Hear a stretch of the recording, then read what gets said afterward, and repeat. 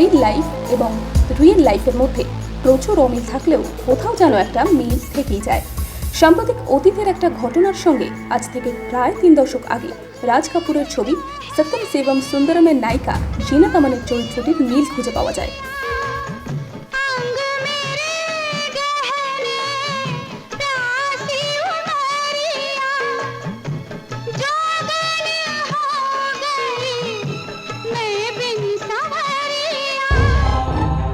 দু 2014 সালে অজ্ঞাত পরিচয় দুর্বৃত্তদের হাতে ভয়ঙ্করভাবে অ্যাসিড অ্যাটাকে আহত হন উত্তর ভারতের কন্যা 17 বছরের রেশমা কুরেশি।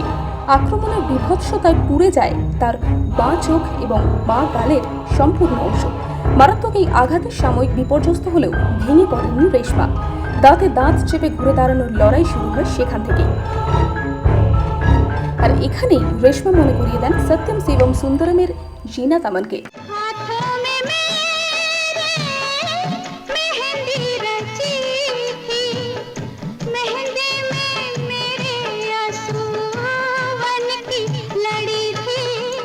যার ছোটবেলায় গলা থেকে মুখের একটা অংশ আগুনে পুড়ে গেলেও কখনো ভেঙে পড়েননি তিনি।